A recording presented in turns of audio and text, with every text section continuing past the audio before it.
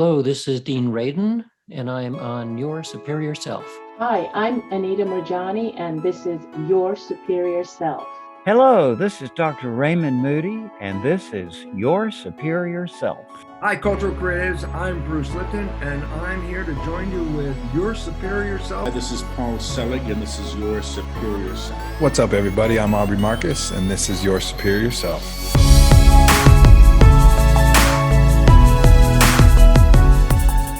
Hey guys, I'm Alex Ferrari, and I am on Your Superior Self. Alex, my man, thank you so much for taking the time. I recently found your content in the last couple of months, and I was like, man, I got to have this guy on. Like, he's very inspiring. His story is so unique. So thank you for taking the time. Oh, thank you so much for the invitation, man. I appreciate you. I find myself listening to you so much, like during my interviews. Sometimes I'll start sounding like you. Like I think what it is, like you say sir a lot. So like I find myself saying, like something like so sir, or you know what I mean, like you start picking up on things that people say. I did too, yeah. When I listened to I mean? certain podcasters, I started picking up things along the way, no question. Or like my friend, like I almost said it then. I was like, my friend. I was like, oh, that's Alex. I'm sorry, my friend. Yes. So man, like I'm just so interested about your story. You are this award-winning filmmaker, producer, director, and now you have a podcast on spirituality. And then your first book had something to do with the mob. And I was like, whoa, that's interesting. I know all of us have these unique journeys, and not one looks the same, right? So I just want to learn more about you. I want to learn more about that journey and how it unfolded. So yeah, let's dig into it. Yeah, sure. So I've been in the film industry for close to 30 years now.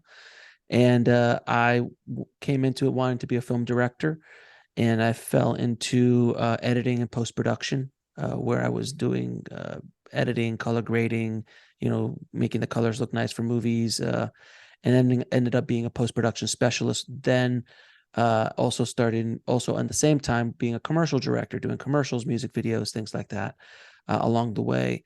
And then many close calls on making big features along the way, meeting biggest movie stars in the world and all that kind of good stuff. When I was younger, I had a book. My first book is called Shooting for the Mob, where I was almost made a $20 million movie for the mafia. And I had a gangster who basically threatened my life on a daily basis for about a year. And we were trying to make a movie on his life. And that was interesting enough. But then Hollywood took him seriously, and I was flown out to LA, and I met literally the biggest movie star at the time in the world, as well as, billion-dollar producers, and, at the Chateau Marmont and at the Ivy, and doing all those kind of dinners and stuff, and being really close to the dream, and it getting yanked away from you at the end. Went into a depression for 3 years or so, selling comic books out of a garage, my friend's garage, on eBay, and until I got myself back on my feet. And then I just kept going and kept going. I had no idea the effect that experience would have on me, to the point where I was self-sabotaging my career, and I could never get a directing feature off the ground, even though I got close so many times. And it just kept falling apart until I finally decided to say, screw it. I'm gonna just do my own thing. And within 30 days of making that decision, I shot my first feature with a bunch of my friends in LA. And then that was sold to Hulu, sold internationally. Then I did my second feature, which I did for like $3,000. And it was a love letter to independent filmmakers and the insanity that we all are as artists. And during that time, I had the idea. Oh, and I also opened up an olive oil and vinegar store for 3 years. I heard that's that's a whole other story. I was off. I got burnt out from the film industry, so I jumped into olive oil, because obviously that's where the money is. And then during the end of that chapter of my life, that last year, I decided to open up an online business after reading a book called The 4-Hour Workweek by Tim Ferriss. And that kind of, I started to just absorb everything I could about online marketing and online businesses and everything like that. and this is now 2015. Hmm. And then I launched this podcast in 2015 called Indie Film Hustle, all about the truth about independent filmmaking. I didn't hear anybody telling anybody the truth. And I had a shrapnel in my life that I said, I think I can help some people. Launched that 3 months later. It was #1 on Apple. And it's been #1 ever since. And we're still going strong. We're on episode, we're closing in on 700 episodes at that point on that show. And then I launched another podcast called Bulletproof Screenwriting, which is all focused on screenwriters. And on that show, on those shows, I talk to Oscar winners, blockbuster actors, producers, Emmy winners, and from the $3,000 filmmaker to the $1 billion, filmmaker that, has won an Oscar or two, and everything in between. And I've done that now we're closing in on 8 years now since we launched in 2015. But in the spring of 2021,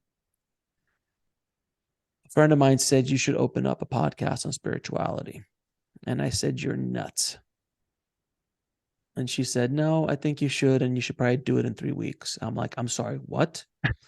She's like, yeah, you need to open it by Easter of 2021. And I was like, she's like, that'll be a good time to open it. And I'm like, this seems pretty insane. She's like, it would be insane for most people, but for you, Alex, you can do it. I'm like, all right, why not? So I launched, I come up with a title, all that stuff, get some guests. It's just a lot. You have a podcast, you know how insane that is to try to launch something from scratch in a niche that I have no credibility in whatsoever. Well, were you spiritual before that, like at all? Oh, of course. No. I've been a closet spiritual person for years, meaning that, I read Autobiography of a Yogi and I'd been meditating for a few, at that point, I'd probably been meditating for a few years, as well, deeply, like an hour or two a day or something like that. And I've been doing that most of my life. I've always been curious. I've always wanted to learn more about everything, really, especially in the spirituality space. So it wasn't a stretch for me, but it was a stretch for me. So I put it all together, launch it on Easter, and I started doing, I think an episode a week. And then all of a sudden, Bruce Dickinson shows up. I don't know if you know who Bruce Dickinson is. He's the lead singer of Iron Maiden. Oh, wow. Friend of mine calls up, is like, hey, do you want Bruce on your show? I'm like, sure. And then me and Bruce have this amazingly spiritual conversation about being a rock star and how he channels his, what he does, how he channels the creative energy, all that kind of stuff. And that episode takes off. I had another friend of mine who was a filmmaker, but also happened to be a channeler by the name of Daryl Anka, Bashar. And I'd been working with Daryl for over a decade, and I had worked with him for like 4 or 5 years before I even knew he channeled. And I said, hey, I have this new show. Do you mind coming on? He's like, yeah, sure, I'll come on for you. And that episode blew up. So during those 2 episodes really kind of exploded the show in a small way, but it grew the show. And then I started getting scared. Scared. Yeah, I started getting scared because you have to understand, I come from the filmmaking space, and I have this whole empire kind of company that I've built up in the filmmaking space, and I didn't want to destroy it by people thinking like, oh my God, he's gone off the deep end. He's talking about God now. He's like, what is he, born again? What is he talking about, reincarnation and yogis and stuff? Like, he's gone crazy. So there was that big fear there. So I actually pulled back. I started pulling back, and instead of doing 1 a week, I started doing 1 every other week. And for anybody who knows me and knows my work output, I've been doing 2 episodes a week of each of my other shows now for years. So that's 4 episodes a week on those 2 shows. And sometimes I'll even go 3 a week, depending if I felt froggy or not. So I'll put a obscene amount of content. And then I started pulling back to the point where I just like, you know what, I'm just going to stop for a few months and regroup. So I stopped for the last quarter of 2021. And I said, I made a lot of excuses, rebuilt some of my websites, did a bunch of stuff. But at a certain point, I had to this kind of come to Jesus conversation with myself at the end of December. And I said, okay, God, if you want me to do this, I'm all in. I'm in your hands. I just took the leap of faith. I go, I'll build a set. I'll set up a separate computer. I'll set up a whole system. I'll do it. I'm going to go all in.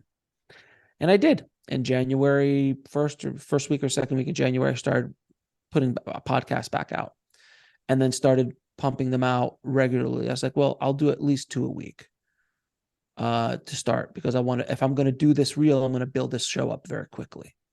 And that's it, because I want to attract bigger guests quickly. Mm-hmm. So because I was attracting to attract bigger guests quickly, you need to show some sort of weight. 5 episodes ain't going to do it. So I started doing that. And after a couple of months, I said, you know what, screw it. I'm going to do 3 a week. So I started doing 3 episodes a week. And the door started to swing open, and all these guests started to show up, and these conversations started to show up. And then in July of last year, I had 1 episode go viral. And when that went viral, I was like, oh, I doubled my subscriber base. I think I was like at 1,500, and then I jumped to 3,000. Which one was like, that? It was Betty Eddy. Really? She's a near-death experiencer, one of like the original near-death experiencers. No reason for that episode to go, by the way. A little bit controversial thumbnail, but nothing crazy. None of her other interviews that she's ever done has gone that big before. So there was no reason for it to go big. I had no idea why. But then my show went back down to a new baseline, and that kept going. And then October of last year, all hell broke loose, and it just one episode after another episode after another episode after another episode. And now we are closing in on 70,000 subscribers very quickly. And I think we're averaging 1.7, 1.8 million downloads a month. That's insane. It's insane, man. For a show this young and for that kind of subscriber base, it doesn't make sense. Sure. There's something going on. But I think you have to give more credit to yourself, because you have this personality, right? Like that people can relate to. Like you're like, I listen to you. I'm like, man, it sounds like me, just the thoughts in my mind, right? Like I listen to you. Appreciate that. And you have a great way of having a conversation with someone where it's not awkward. You know what I mean? Like I make notes, and you can tell when people are just reading from a script that you don't do that, right? Like you're just popping these questions out, like, pulling from source almost. Like I mean, to a certain, I do have a list of questions, and a lot of times I don't touch them. They're backup questions. They're backup in case the interview or the conversation starts to lull somewhere and I can't find something. I always have something to turn to. Sometimes guests are a little harder, and I have to use every question. Sometimes I ask the first question, and I never look at the list again and we're an hour and a half in. So there's those interviews as well that are so wonderful to be a part of. But I just felt that, the same way I looked in the filmmaking space when I walked in, I was like, there are other podcasts in the filmmaking space at the time. And I thought it was late, by the way, because it was 2015. Because all the podcasts are done already. And I saw that there was a missing element there of truth that I could provide.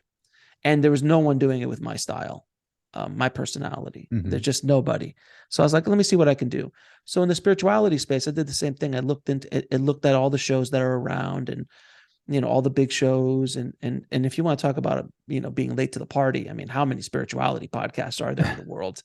So on YouTube and on Apple and all that kind of stuff. So I thought it was really late. This is truly a leap of faith. And I thought, maybe in a handful of years, maybe it'll eventually catch up to what I'm doing with Indie Film Hustle, where now it's demolished it completely within a year, less than a year. It overtook what I had done over the last 7 years within less than a year. It's amazing. But I said the same thing. I looked at the landscape. I was like, there's nobody presenting this information the way I can. Sure. And not better or worse. It's just my flavor, my approach to things. when I have a channeler on, I go, you're nuts, right? This sounds crazy. I do this all the time. I'm like, this is insane. Like, how did your family, like, no one talks like that to channelers. Sure. And Yeah. channelers love it, by the way. They all like, yes, I know. I'm sorry. I go, so when you started hearing voices, what was that about? Like, did you think you were going nuts? Yeah. People don't talk that way normally in this space. People are very either far woo-woo, gone off the deep end woo-woo, or they're too antiseptic about things. Yeah. Well, there And is a fear too, right? Of like, I want to look like I know what I'm talking about. Right. It happens to me too, right? Like I'm speaking to someone and they say something, which I can keep an open mind and kind of relate to. But then again, it's like, man, that's like far out there, but I don't say anything because I don't want to look like, one, you don't want to be disrespectful, but you don't want to, you admit, right, that sounds crazy, and then you can turn it into something different, right? A very colorful conversation. With some people are like all balled in and they got to be very serious and they got to be like, I'm the authority on this topic. You know what I mean? So you kind of bring a lot of different color animated conversations to the forefront on spirituality and just saying what everyone else is thinking. Yeah, and I think it's I don't come at this with ego. I really don't. A lot of people in this space and in all podcasts, they come at it from a point of ego. I know that I really don't know a whole lot. I mean, I'm going to give myself some credit. I've been studying this stuff for years, and I understand a lot of these concepts at a higher level than most people. But when I'm talking to a yogi in India, who's been doing this for 40 years and meditating in a cave somewhere, like, are you kidding me? Like, I'm not going to, I can have a conversation with them, but I don't proceed to think I know everything. Generally speaking, people that come on my show are the authority in the space, and I treat them as such. But I have and I have my point of view on certain things, and I have my way of dealing with certain concepts and things like that. But I come at it in a very different way, and my personality is very fun. I tell jokes, I crack jokes. It's simple because if someone who didn't have the tone or the energy that I bring to a conversation said, what you do sounds crazy, that could be taken extremely badly. Offensive, yeah. Very offensive. But no one has ever, not once, has ever been offended by anything I've said on the show in the conversation. The comments are another conversation. We could talk about the comments. But generally speaking, those things don't bother them. And it's the same way. I don't know if you're old enough to remember Don Rickles. No. Don Rickles was a comedian from the Rat Pack days, like, from Frank Sinatra and those guys. And he was in Casino with Scorsese and all this kind of stuff. All he does is roast people, like destroys them completely. He ripped apart presidents. He's like, but he did it with so much love that no one ever really took offense. And he would say things that you just like, what? What? Like, how in God's green, like, he's like cracking on the president at the inaugural, like ripping him apart. And people are like, I can't believe, but he did it with love. So that's the similar way I approach things. I do it with respect and love, because look, when you hear a channeler about the channel or talking about channeling, everyone watching is going, this is insane. This is crazy. Yeah, this is crazy. Absolutely. This is not normal. So bringing that out into the air and just go, hey, we all know what's here. Now that we all accept what's going on, whether you like it or don't like it, believe or don't believe, at least it's not like we're not talking about the elephant in the room. Sure. And that's the way I look at it. And with channeling specifically, I always tell people, because people ask me, do you believe? I go, believe, don't believe. It's not relevant. Is what the person is saying hitting you? Is it something that is helping you? If it is, take it and use it in your life. If not, discard it and move on. Absolutely. That's exactly how people should approach this stuff, with an open mind and like an open heart, almost, just to kind of see how it hits you, right? Like, how does it hit you? You have a lot of NDEers, right? Near death experiencers. I love those, right? Like, what's the commonalities that you find in their stories? Love is the first one. Even the negative ones have love in it. that there's the other side is completely about love. That each NDE is custom built for the soul that is going through it. So if you believe in Jesus, Jesus generally shows up. I says that my running joke is, Jesus is the hardest working man on the other side because he's everywhere all the time. But so if you believe in hell and believe that you have to go through a hell, that happens. Just had someone on recently who did that, and she actually said, I went through it because I believed it. Because I was raised Catholic, and that was what I thought I had to go through. But you didn't have to go through it. So there's that, the customization of it all. There's always a point of no return, that they can't go beyond a certain point. If they do, they're not going to be able to come back. Generally near-death experiences are there because the soul has gone off track. The soul has gone off track to what they agreed upon in their soul blueprint or their soul planning prior to coming onto the earth field, that they've gone off track, because we all have free will. So even though we might plan to be a rock star, and all of a sudden we're like, nope, I'm only playing basketball and watching, Netflix. Like, no, you decided to be a rock star. Why aren't you a rock star? Yeah. Or why aren't you a scientist? Like, no, I wanted to go. It's something that kind of push you in the direction that you're supposed to be on. And in many ways, many times I've heard that, like, this is an exit. This is an exit. Do you want to go or not? You want to go back or not? Because if you want to leave, we can leave and we can start this over again somewhere else. So there's exit points in a life, a lot of times that you pre-build into your life, where you're like, there's a car accident, or there's a surgery, or there's something that happens that if you want out, this is the time to go out. Not all the time, but some things like that. I've heard, I've seen as things that are common denominators. And even I've studied some indigenous near-death experiences, which are fascinating. Yeah. What's the difference? Well, I had an expert on indigenous near-death experiences on the show the other day, and I was like, so what are, like, the Bushmen? Like, what's their near-death experiences like? Because the only reason we're even seeing more near-death experiences is because we understand now how to resuscitate people. So it's a rarity to find a Bushman who gets resuscitated.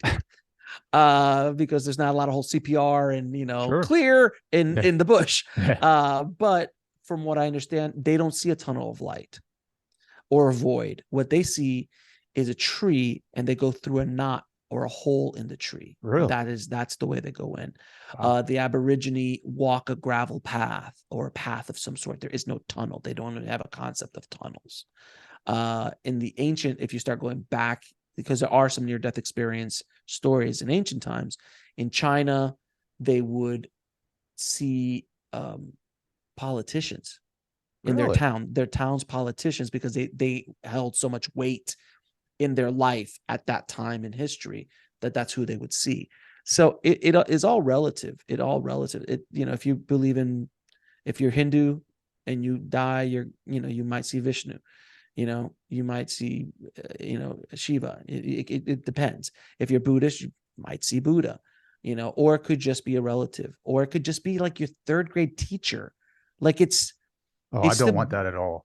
Yeah, definitely not my third grade teacher. Maybe my fourth, maybe my first. She was sweet. But generally speaking, it's all relative to the soul. So it's not something that is standard, but there are common things. There is the Council of Elders, possibly. There is a life review. A lot of times there's life reviews. A lot of times there's relatives, not always relatives. It all depends on what the situation is and what kind of near-death experience is. But the one thing that's constant 100% of the time is they're all changed when they come back. None of them are the same. They never go back to the way they were. They're much more empathetic. They change their lives. Many of them lose, they break up with their spouses. They just, because they can't handle this new version of their spouse. So a lot of times they just divorce or break up because they can't deal with it. So the reintegration back into this reality, right? Like, it's tough. Well, it's just they're different now. And once you see that, most of them, they're like, I just want to go back. Yeah. Like this is hell. I don't want to deal with this crap. I'd much rather be back there than be here. So there's that. Those are those other common denominators that I've Mhm. seen. Well, you know, this is this reality. Like I've interviewed a lot of spiritual teachers and mystics and people that have had unique experiences or peak experiences, and they all point to that this is an illusion, right? Like an Yes. Aborigine who has a near death, you know, I've heard people talk about how they see this as a waking or a dream, right? Yeah. So So to them, it might be just, you know, they have a near death and they just wake up and they're in the true reality or whatever that looks like. What are your thoughts on this, like being a virtual reality? Like as a filmmaker, as a director, do you think it's just like one major play and we're all just kind of like co-creation or what? I think that we are in the Matrix in many ways. Maybe not with the computer programming and things like that, but we are definitely in Maya, in the dream, in the illusion, the great illusion. These are concepts that have been talked about for thousands and thousands of years, that this is not reality. The reality is the other side. This is the dream. This is the experience, that the reality is on the other side. We are absolutely the creators of our own reality. There's no question in my mind. You start thinking about, when I've had some quantum physicists on and we start going deep into down the rabbit hole on this stuff. And it's Have just you had like, Tom Campbell yeah. on? Oh yeah. Ah, man, I love Tom. Tom's the best, man. He's a quantum physicist who's spiritual. That's a great combination. And yeah, his concepts on this reality is pretty profound. Sure. Anthony Clark, is it? I just had him on. He's another one. Was it Anthony Peak? Peak, that's it. Thank you. Yeah. Anthony Peak, not Clark. Yeah. Anthony Peak.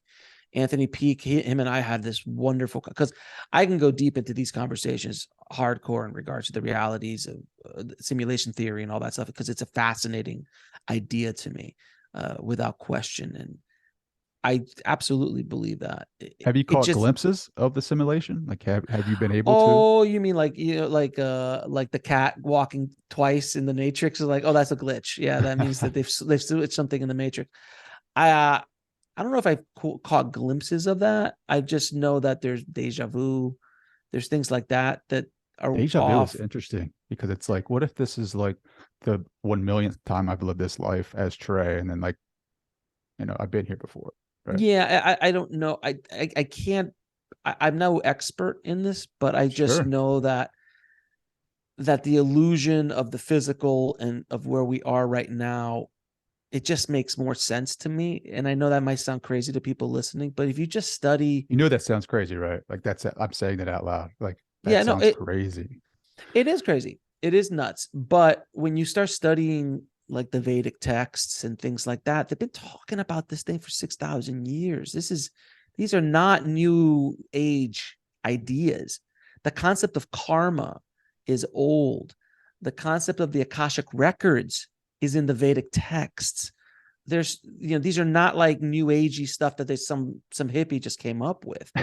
These are ideas that have been around for a long, long time, and they're pretty profound. And if you start, like, you just read Autobiography of a Yogi, that book will mess you up.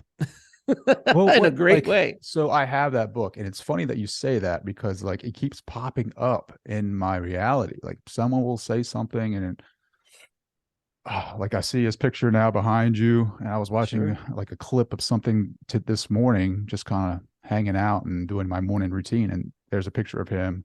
So I feel like he's kind of coming forth a little bit and trying to get me to, read that book. But like for you, like what was the main takeaway from that? I was given that book 20 years ago. I read the first few chapters, I couldn't get into it. I wasn't ready for it. It just wasn't, I wasn't connecting with it at that time. The concepts inside of it were too far out for me. Yogic powers and, that kind of stuff was a little too far out for me. Then I read it again 6, 7 years, 8 years ago, something like that. And it just I started to grasp everything. I was like, oh, okay. I get it. I understand what he's trying to say and the power of what he says.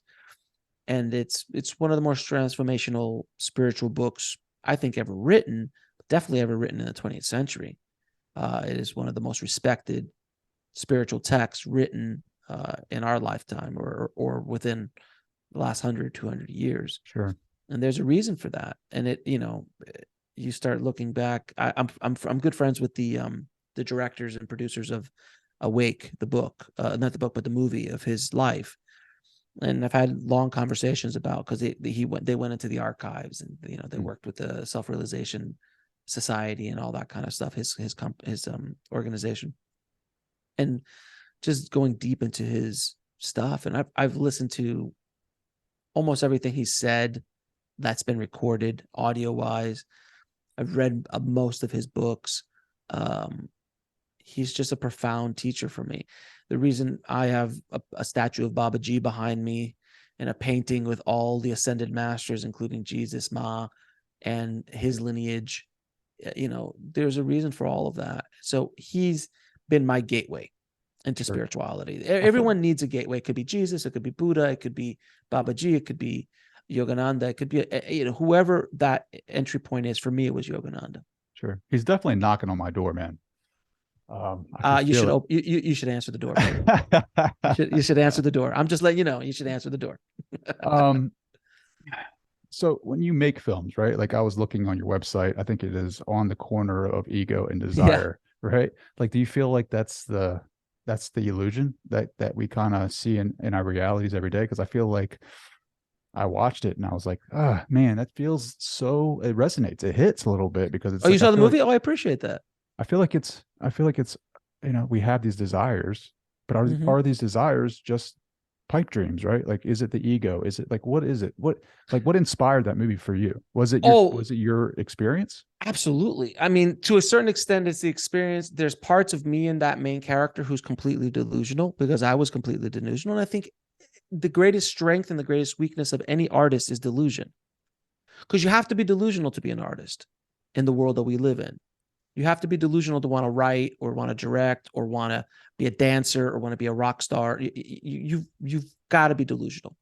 But then that delusion, there's a tipping point where the delusion takes over, and now it's becoming a hindrance. It's becoming an anchor on you. And that could take years, because now you've been at it for so long that you need the delusion to keep the engine going. And then all of a sudden you turn around and you're 50. And you're like, hey, this didn't work out the way I wanted to. So Ego is definitely, that movie for me was a love letter to Park City, because I love Sundance and the Park City experience, but also to filmmakers to show them the insanity of what we do as filmmakers. And it was a very personal film to me. It's still probably my favorite thing I've ever shot or done. And it did hold very true to me. But the illusion that we're in,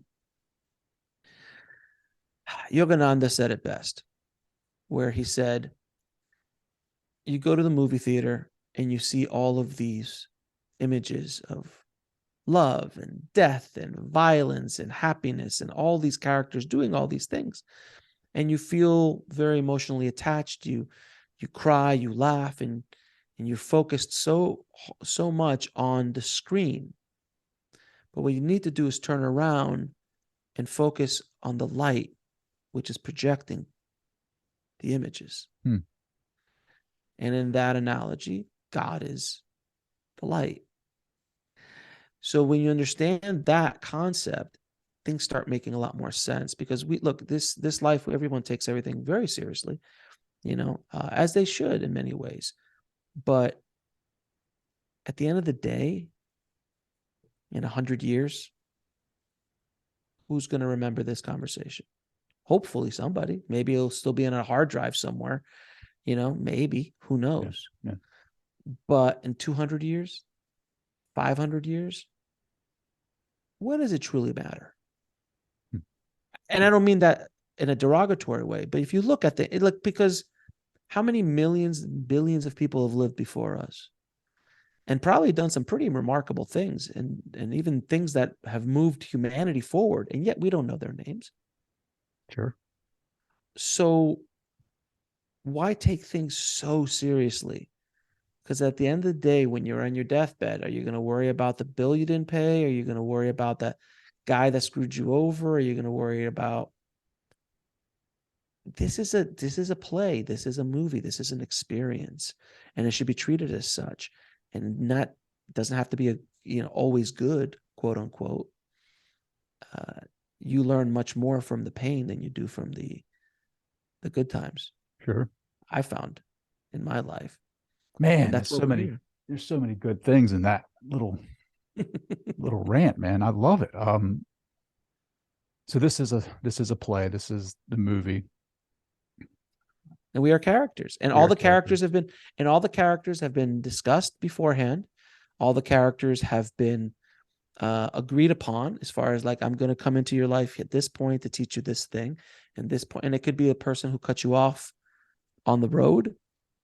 It could be your husband, your wife. It could be your boss. It could be someone you're just passing on the street, and you give them $1 because you felt to helping that person that day. Mm-hmm. All of it is orchestrated in a certain way. Now, yes, we all have free will. And that's something that's very clear. There's always a choice. And I've asked this of many channels and various mediums and things like that. I go, well, if everything's planned out, what the hell's the point of this? If we all plan it out, they're like, well, no, there is, when someone tells you, like a medium or a psychic tells you the future of something that's going to happen, they go, it's a probable event. Sure. So like right now, the probability of me starting to curse you out and yell at you and do things, can I do that? Sure. I have the free will, or you could do it to me. But that's not probable. Yeah. You see what I mean? Yeah. So it's always a possibility. There's always a possibility. A plane can crash down right on top of me right now. Is it possible? Absolutely. Mm-hmm. Is it probable? Probably not. Hopefully. If not, you're going to get a bunch of views. But seriously, so when you think about it that way, yeah, certain people are going to be put in your path, and you're going to learn these lessons and so on. And you have a purpose here, and you have a purpose of what you want to learn and what you have to go through, and your mission, because we all have a mission in this life. Some grandiose missions, others are small missions. Sure. Some people live a few hours, mm-hmm. some 100 years, mm-hmm. It all, and everyone in between, just because someone passes at a young age, they're like, oh, what a shame. Maybe that was what that soul wanted. I know it's hard to, sure. I know that's a difficult conversation to have, but if you look at it from that perspective, maybe, sure. maybe not. I don't know. Yeah. It's not going to hurt any less. I could tell you that much. And maybe that was the point of that conversation, of that scenario. Like, hey, you know what? You wanted to go through this. I'm going to help you out. Mm-hmm. Or, it's from the perspective of where we are, it's very difficult to have these conversations, especially the harder ones to have. Like, why would you want to be born into an abusive family? Why would you want to be born with a handicap or a physical thing, or a mental issue, or a disease? Why would you do that? Like, what's the point of that? Mm-hmm. And the answers I've gotten from some channels have been pretty profound, pretty profound, because those are tough questions. Sure. Those are minefield questions.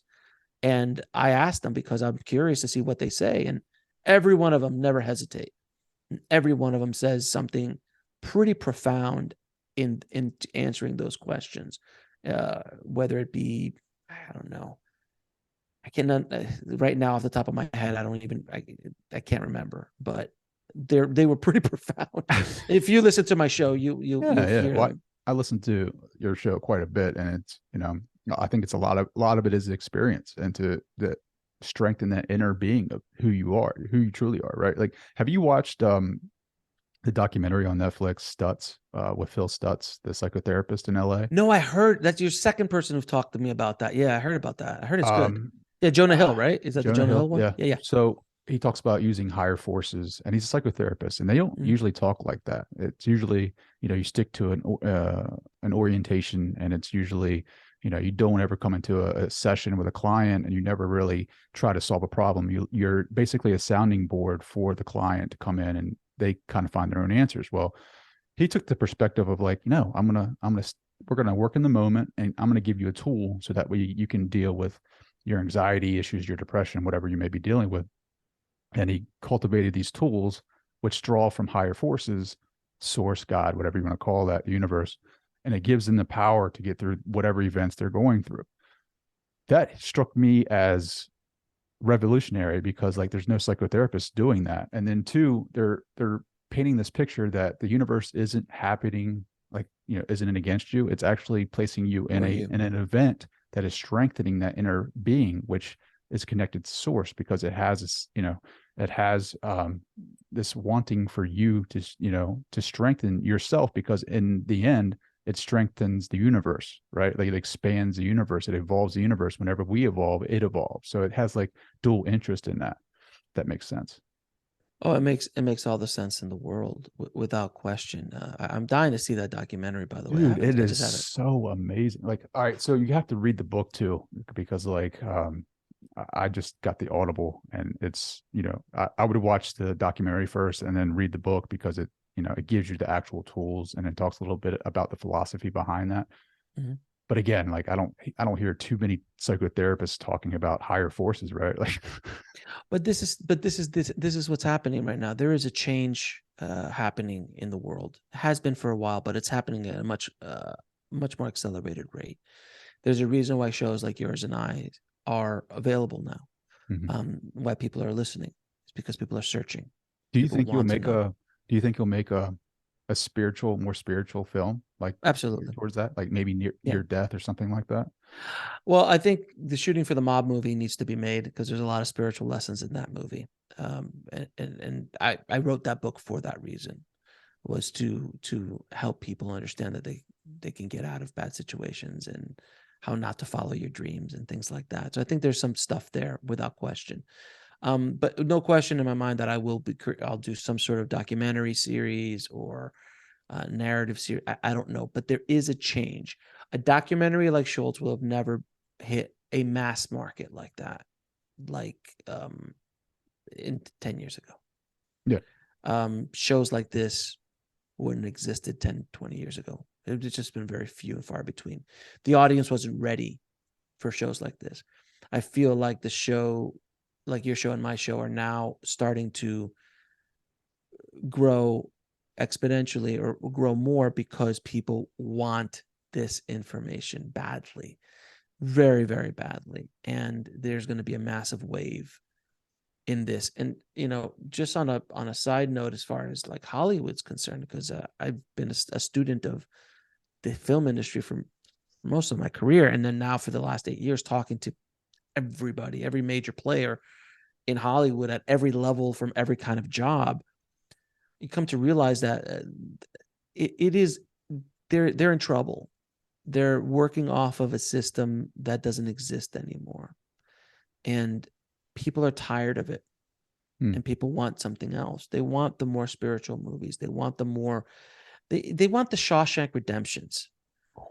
You That's a know, good one. That is a good they one. want the Shawshank Redemptions. They want those kind of films. That uplift. I feel that people are getting tired of negative and news and fear and violence at a high level. Like, you know, there's always going to be, you know, Quentin Tarantino has taken violence to a level that I can't even comprehend. It's artistic at that point, the way he does it. But this gratuitous stuff, people are tired of it. It's not the stuff that worked in the 80s and the 90s don't work today. They just don't. The people are not vibing with it. And look what's happening in the theaters. When was the last time you went to a movie theater? I think I took my daughters like over Thanksgiving break, I think it was. What movie did you see? Strange World, the Disney film that just came out. Sure, so a Disney film. Yeah. When was the last time you went to a film that was a film for you? Ooh, I can't remember. The last two before the pandemic were Top Gun, because I'm of a certain age and that's a movie you see in the theater, and Avatar, the new Avatar, which is another movie you see in the theater. Oh my God, I love that movie. Oh, so good, so good. And other than that, I'm not going to see Marvel movies there anymore. There's no Marvel movie coming out that's like, I got to see it at the theater. I'll just watch it on Disney Plus. I got a big TV at home. It's fine. It's changed. Which movie started this for you, right? Like that started the whole filmmaking thing? The whole film. Oh, it was E.T. E.T. Yeah, E.T. was the one that was the first time I ever thought of making a movie, was when I was watching E.T. in 1982, when I was whatever 9 or something like that, 10. Mhm. There's a lot of spiritual messages behind that too.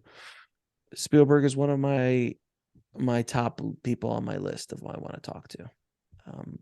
Yeah, I want to talk to Steven really, really badly. I've tried multiple times. I've talked to 30 people who've worked with him. And What's your favorite scene in that entire movie?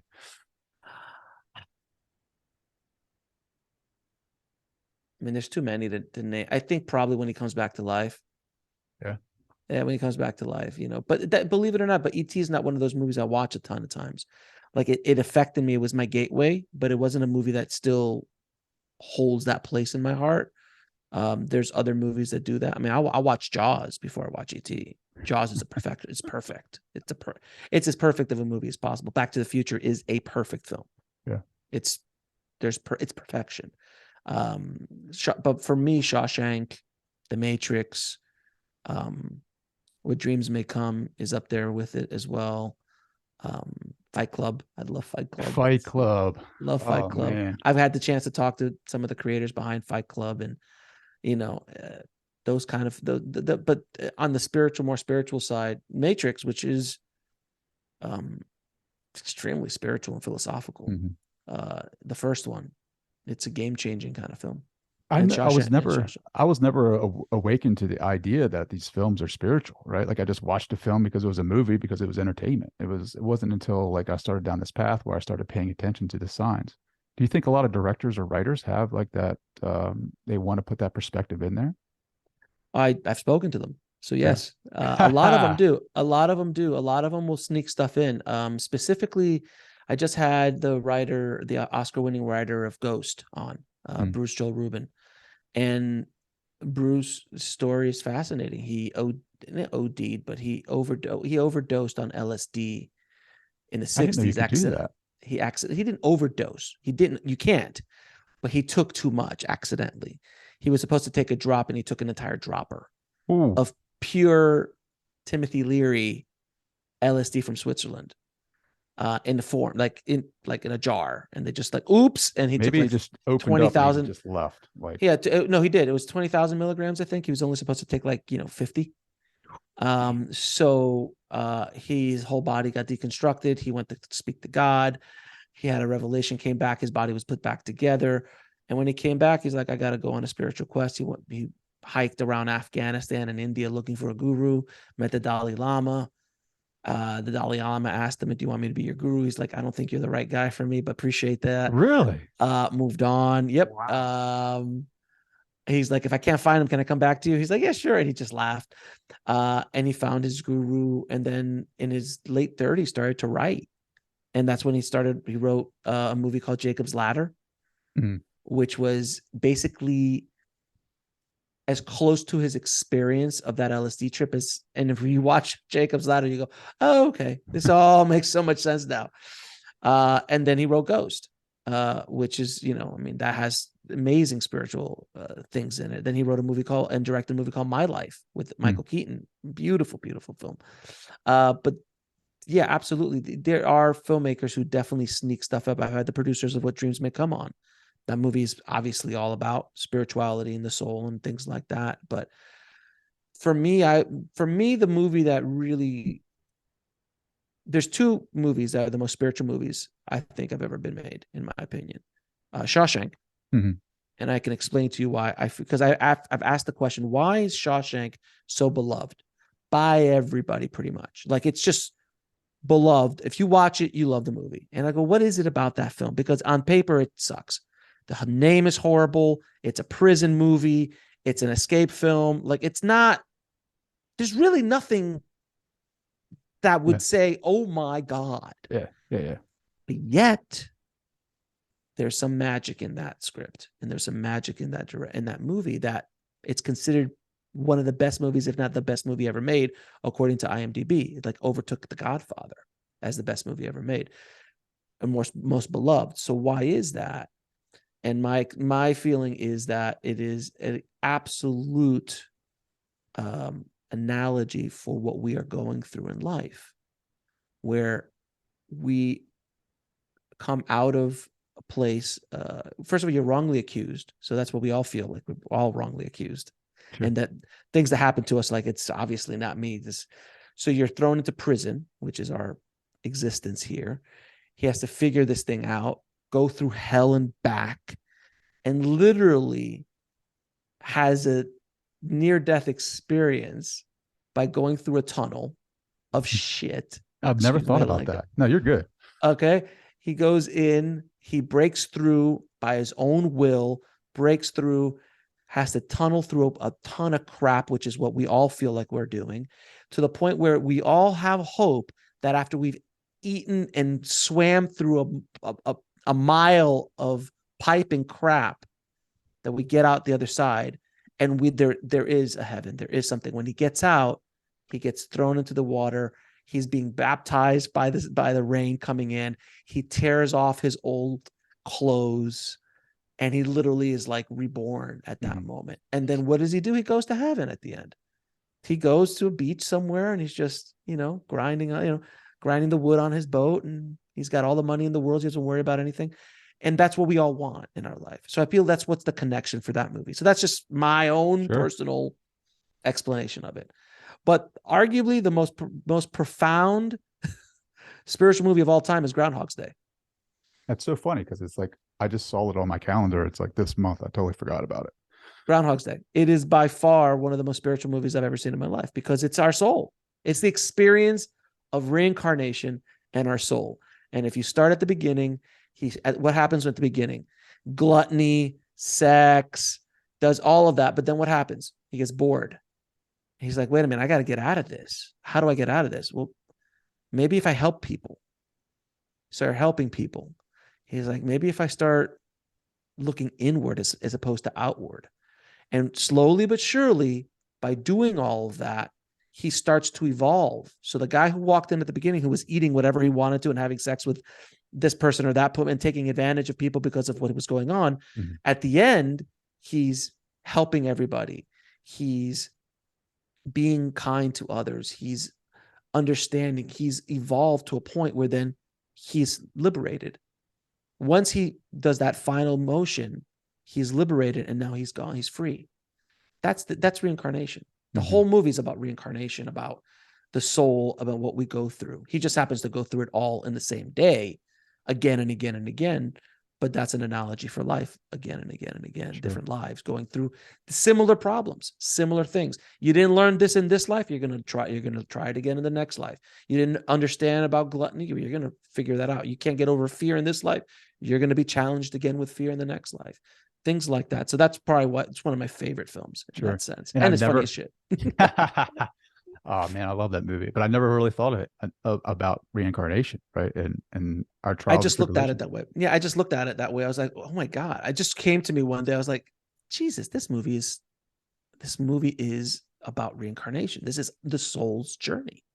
Again and again. Just told in a very funny way. But if you look beyond the jokes, it's a profound film. I mean, it's really profound. There's another film. I think it's like A Dog's Purpose, right? It talks about like animals that reincarnate, right? Yeah. Like my wife, I always, my wife's like, I love that movie, and then my wife's a like cradle Catholic, right? So she's like, she can get behind the idea that dogs do that, but God forbid us, right? God forbid us. I'm like, well, why would dogs just do that and not us? And she's like, her head starts to like, you see smoke coming out of her head, like the gears start freezing up. Well, yeah, because she's holding on to programming that she got when she was a kid. If she would have been born into a Muslim family, she'd be Muslim. If she would have been born in a Jewish family, she would have been Jewish.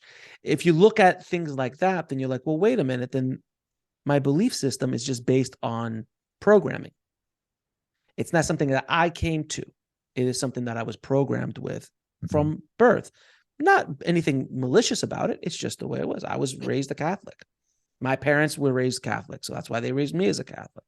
But I decided things didn't make sense for me in that religion, so I started to experiment and go out other ways. But anytime anyone asks me about reincarnation, I always go like, "Oh, doesn't make any sense." I go, "Well, first of all, a couple things. One, 2.5 billion people believe in it, so it's pretty arrogant that the minority is like, you're all wrong." So there's that. And oh, by the way, they've been around for 4,000 or 5,000 years longer than you. So that's fine. Okay. So ignore that part of it. But just on a logical standpoint, if this is the only experience I have as a soul, because if we all believe there's a soul and we came into this life, so you mean to tell me that the only experience I'm going to have is as a male who lives in America and all the experience as a filmmaker. Mm-hmm. And that's the best case scenario, or your experience is only going to be Trey. Like that's it as a male. Yeah. How about the people who were born in Ethiopia who are starving? That's it. That's the one shot. You mean it's all luck? That seems to be jacked up.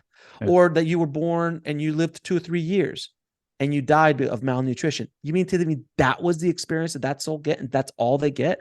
It makes no logical sense. Where on a logical standpoint, an evolution of a soul to become essentially an ascended master afterwards, like a Jesus, like a Buddha, like a Yogananda, these kind of people that eventually go through so many lives and understand the concept of liberation, and understand that they come to a complete understanding that this is an illusion, that they transcend the physical while still being in the physical.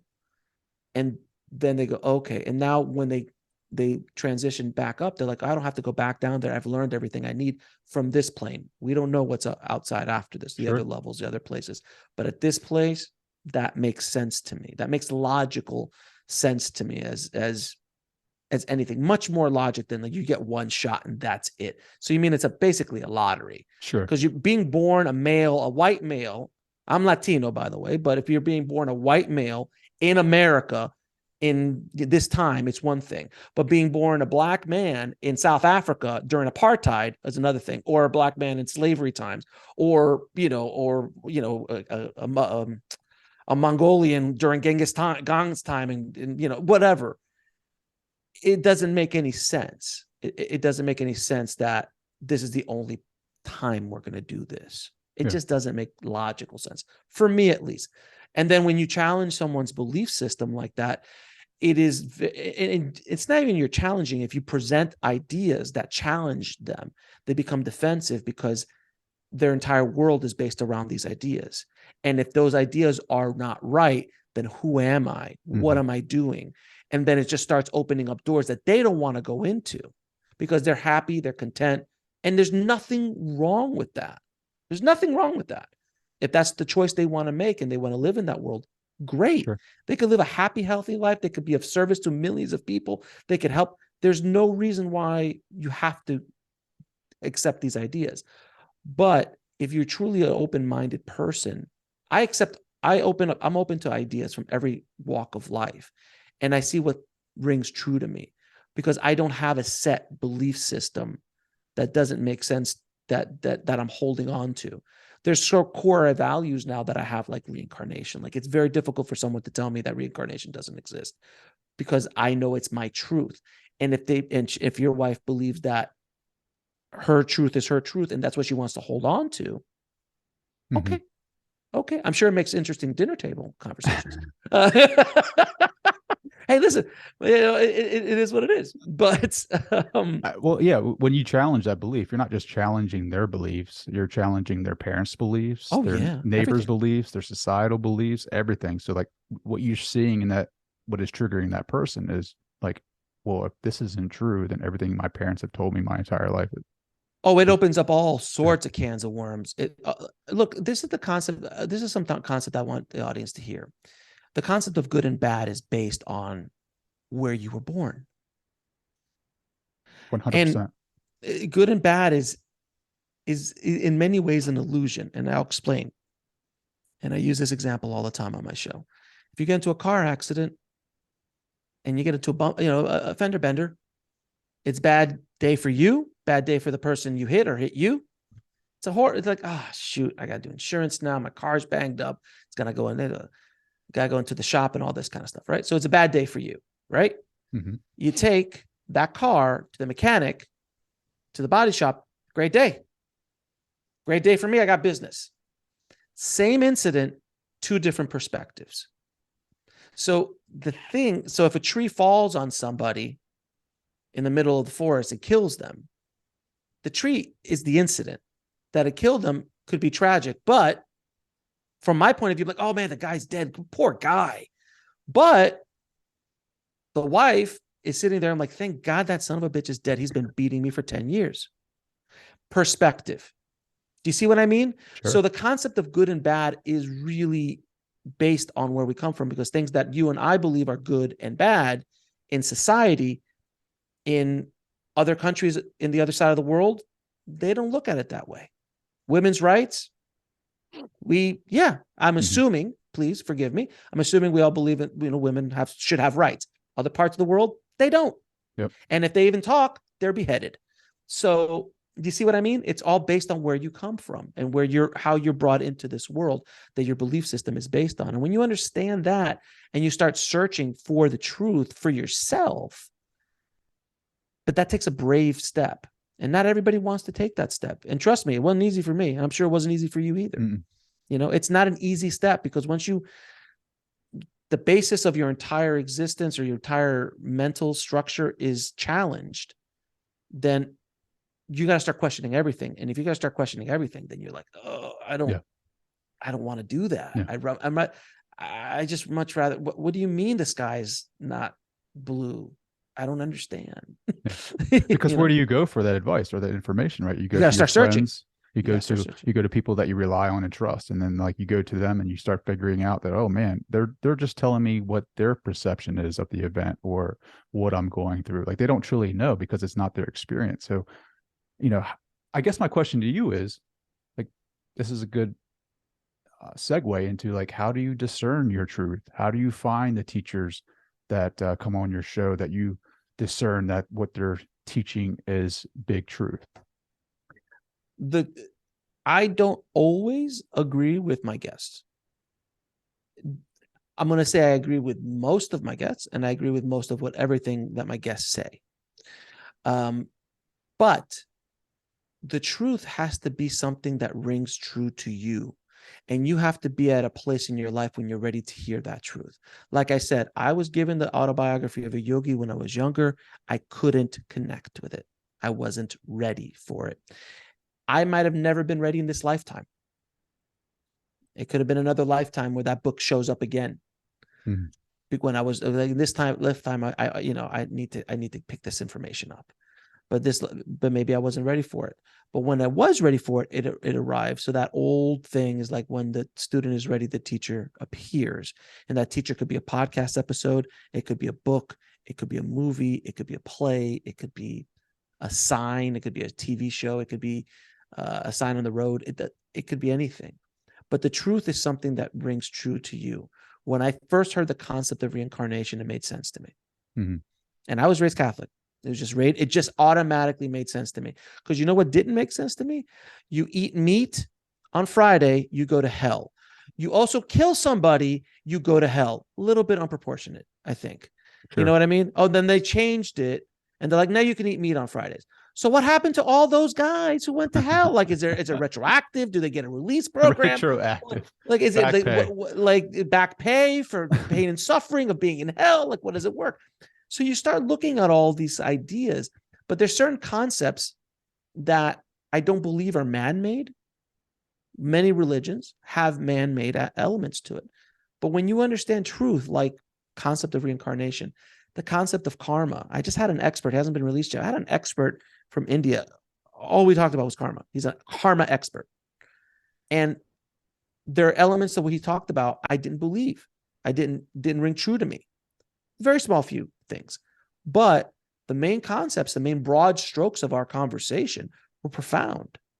Even talking about generational karma, which is a new concept that I didn't really understand until I started delving into generational karma and things like that. So it's a fascinating thing, but it has to ring true to you and make sense to you, and not out of fear either. A lot of people will jump on the idea because of fear. And hold on to it because of fear. If you're holding on to an idea because of fear, that might not be the idea that you need to hold on to. You might want to search for something that you could hold on to because there's love involved. There's understanding. There's truth involved. When I speak to some of these spiritual leaders, when they talk to me, they're like, they go, Alex, you seem to be steadfast. I'm like, I know, I just know for me what makes sense for me. Mhm. I'm not wishy-washy about it. It makes sense to me. You don't believe it, that's fine. And I'm not pushing it on you. That's the other thing. If it's your truth, it's not somebody else's truth, so don't push it on them. Sure. If they come and they ask you, you tell them. Or if they come and watch an episode, they'll watch. Mhm. But I have a lot of people who are hardcore in their religions who come and watch my show because they're curious. Sure. Because there's a point now in the evolution of humanity that we're all starting to wake up. And that's why we're going through so much shit right now. And so much crap is going on because everything's bubbling up. That's been quiet for such a long time. It has to bubble up so it can be healed and get rid of it. And we have to acknowledge that it exists. And that's what's happening right now in the world, at least from my point of view. Yeah. I also wonder, like, if all this stuff isn't just happening for like distractions too, right? Like whatever that, that the energy is out there that wants us to see the shadow, right? Like The fear. it's also the fear, right? The fear is like trying to create an illusion, but people are seeing through that illusion and being more conscious and becoming more aware of like what we truly are. Like even questioning, that, I may be a part of source or the universe. Like, what does that mean to me? Well, that means like, if I'm a part of that universe, if I'm a part of the light, then I should be able to do or be whatever it is that I want to be. Right. But you can be that. It's just all about your perspective. You have to be like, I might not be able to make things, I might not be able to float in the sky or make ash appear from out of my hands, but I can come into my daily life with a perspective of like, I'm going to be open-minded about my experiences. I'm going to watch my thoughts more closely. I'm going to be aware that my biases are painting a picture and that I have control over my experience. I don't know if any of that makes sense, but it's like, because we get caught into like, if you're, I know for me, some of the interviews that I've had with some new agers, it's always like, you are associated with this higher power or God. And it's like, people automatically think, well, I have these superpowers. I don't know. Maybe we can. I don't know. But it's just like, for right now, I think the world needs to take baby steps into this new reality or this new concept of us being connected to something higher. And I think the illusion is starting to show us, like, with all the disruption and all of the chaos that's going on, like waking us up. It's like a wake up call. Like, how like Zen monks will like slap their students in the head or say awake. Like, I feel like that's what reality is doing to us right now. It's like they're slapping us in the back of the head saying awake, awake. Like, there's more to this reality than what you're seeing. There's more to you than what you're seeing. Like going back to Shawshank Redemption, like crawling through your own shit, like coming out on the other side and then having that awareness of like, I don't know, that blissful state of being like in heaven and realizing the path and honoring where you're at in that path. I think that's the hardest part, especially for myself. It's like honoring the part of the path where I'm at. But if I can't honor this, I'm not going to appreciate where I end up. The bottom line is that you don't need a middleman to talk to God. You don't need to do any of that.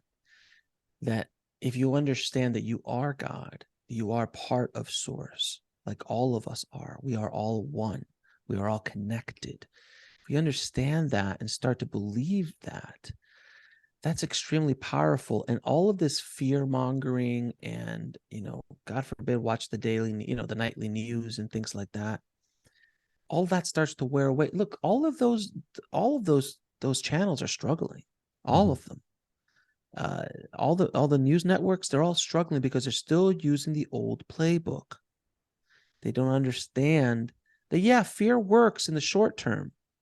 And that's what they did. Fear, if you're afraid, you're going to buy more, you're going to consume more. And that's part of marketing.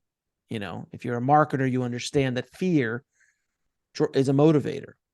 But people are tired of it. And they're starting to get tired. And this new generation coming up, they're not playing that game. You and I are a bit older. You're younger than I am, but we grew up at a different time than they did, and that they are going right now. And our parents are a whole other conversation.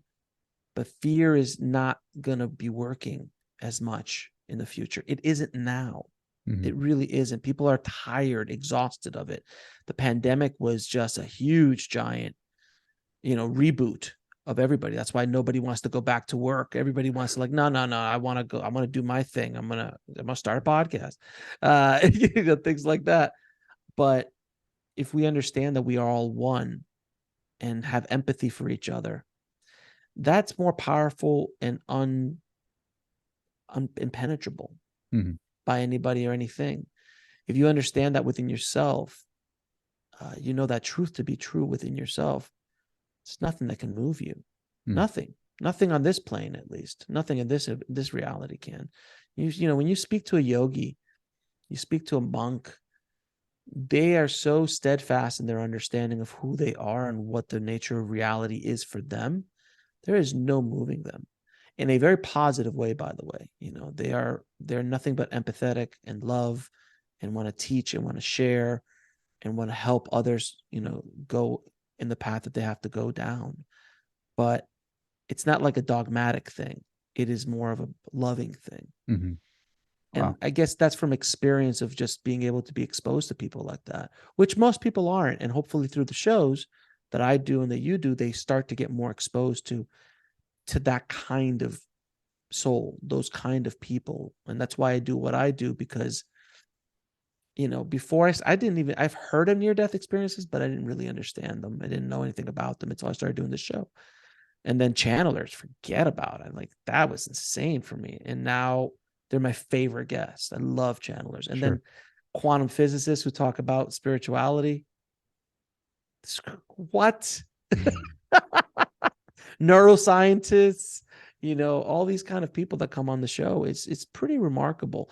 But the point of the show is to expose people from around the world to these ideas, to see if it helps them awake in their own way, without not selling anything, not trying you to join the Church of Alex or the Church of Next Level or the Church of Trey. It's not that.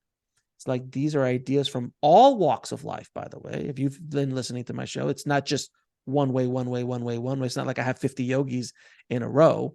I'm going to be interviewing a grandmaster in Chinese martial arts. Wow. Coming on, who crushes bottles with his chi. And Wow. I've seen the video. Well, how I've do you never find spoken. these people? How do you find, are they reaching out to you now? Some reach out to me, but some of them will just come. The universe is just sending them to me, for lack of a better word. If I want to get woo-woo, I open up YouTube, they just show up. And there's things that pop up. And it's kind of like when I read in my comments, like, oh my God, that your show just popped up in my feed. And it was exactly what I needed to hear today. Thank you. This episode on fear is exactly what I needed to hear today. The universe is working all the time behind the scenes, doing everything that they need to do to get you to where you need to be. And I'm just a facilitator, just like you. Mm-hmm. Someone will find an episode that you did and move them in a way that you won't even understand, around, halfway around the world. Sure. So, Alex, man, I could speak to you all day, buddy. Last question. man. I'm going to steal it from you, and I'm paraphrasing, and I'm going off the cuff here, using it from one of your episodes. I think it is. You asked all your guests, like, what is God? Is that right? Like, what is God? What is the definition? Where's your definition of God? Yeah. What is the definition of God? All there is the best answer I've heard. All there is, all there ever will be, and pure love. That is God. There is no judgment. There is no judgment. My favorite term is, like, I heard someone say, I think it's one of my upcoming episodes. I used it in the description, I think.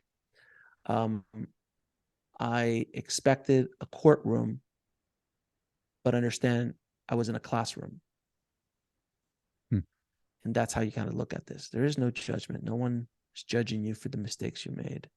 God is not an old man with a white beard that, if you don't do exactly what he says, throws you into an eternal hell. That does not make any sense to me, because you have children. I have children.